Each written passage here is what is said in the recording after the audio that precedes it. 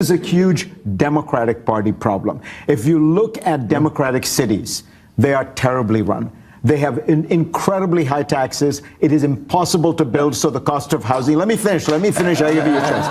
Cost of housing is crazy in places like New York and Chicago. If you look at Democratic states, you go to look at New York versus Florida. Okay, roughly the same population. The budget of New York State is twice that of Florida. What do they have?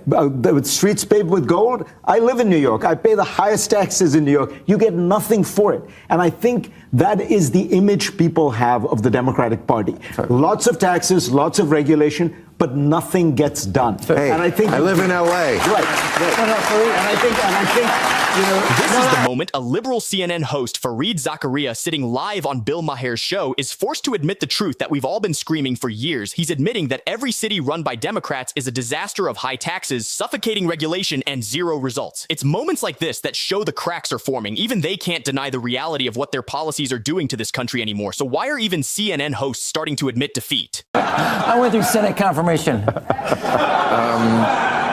All right, this is from the people. What do you think about Trump's proposed $5 million gold card visa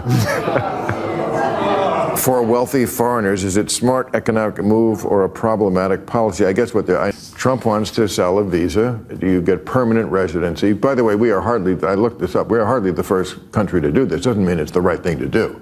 But, I remember... Yeah, we actually have a version of it. It's I think it's called the EB-5 or something like that. So it's fine to do it. I actually think maybe it's because I'm, very patriotic. I think 5 million, we should be charging 20 million. Or, American citizenship is worth more than that. It comes with Ukrainian minerals, though. But what he said, you get the green card, but with this, the gold card, you get extra privileges.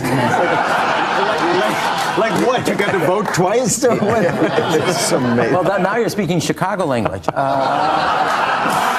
I'm for it, but it's part of a bigger package on immigration reform. It's been 42 years since the last one. So I'm not against it, but it's part of a whole package. I read that the current mayor of Chicago has an approval rating of 6.6%. Round it up, Sep. But,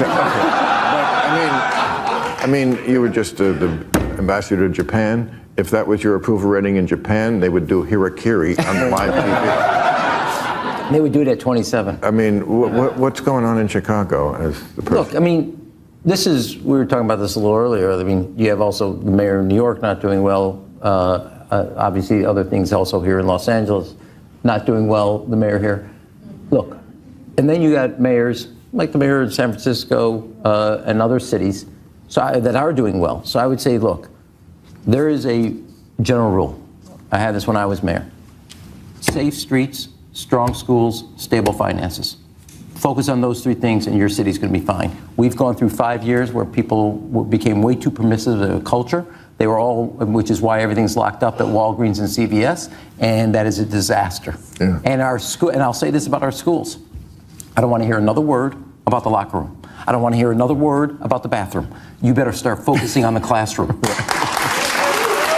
I agree.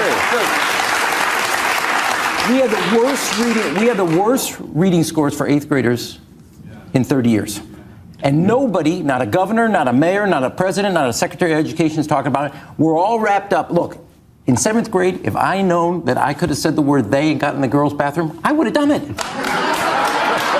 Okay, we literally are a superpower. We're facing off against China with 1.4 billion people, and 2/3 of our children can't read 8th grade level.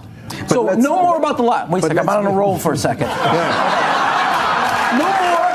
I don't want to hear. I gave him the light. But I don't want to hear another word about the classroom. I don't want to hear another word about the This guy is just acting like he just made a really smart statement, but he is just trying to sarcastically criticize the right wing. It looks like the right wing is always talking about the bathroom and the locker room, and that's because a specific incident happened of a male going to a female bathroom as he couldn't read a freaking sign. Even if the left is talking about classroom, they are simply talking about it and not really acting on it. But now comes the best part where actually a CNN host admits the real issues. This is actually... I was being fair. No, this is a huge Democratic Party problem. If you look at Democratic cities, they are terribly run. They have incredibly high taxes. It is impossible to build, so the cost of housing. Let me finish. I'll give you a chance. The cost of housing is crazy in places like New York and Chicago. If you look at Democratic states, you go look at New York versus Florida, okay? Roughly the same population. The budget of New York State is twice that of Florida. What do they have? Streets paved with gold? I live in New York. I pay the highest taxes in New York. You get nothing for it. And I think that is the image people have of the Democratic Party. Lots of taxes, lots of regulation, but nothing gets done. Hey, and I live in L.A. Right. If the Democrats have to own this and realize the answer to everything is not more taxes, more regulation. People are fed up of that, and they feel that it isn't working. The Democrats, look, as somebody who produced the best graduation growth in the country, that changed our high school.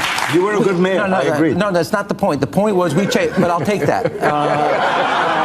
The point isn't the rules. The point is the results. And the party has gotten way too focused on what the rules are. And I do agree with you on this. We have made it impossible to function as a city or as a state, and been so, take an example of this example. Here, obviously in LA, it took a fire and a natural disaster to make you realize, you know what, that rule's not that important. In Pennsylvania, a bridge collapse, all of a sudden we go, well, that environmental rule is just not important. We got to build a bridge. It's much more important. And I think the Democratic Party should take a look at it and say, we're going to be honest, like we did in 1994 with reinventing government. Everything is on the table. Nothing is safe. And we can just look at it and say, that's essential. Those two things get out of here.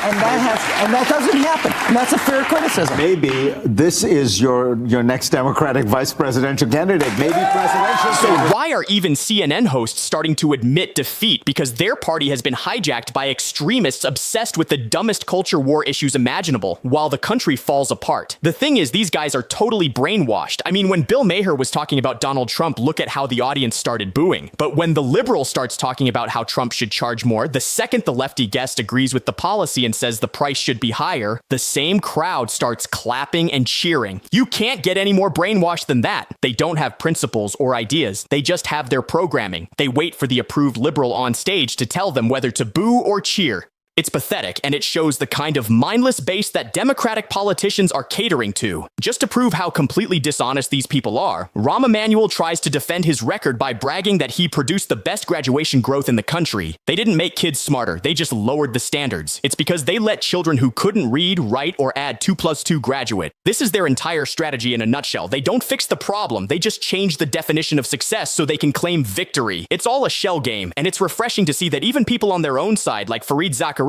are getting sick of the lies and are finally starting to admit that the Democratic Party is a complete and total failure.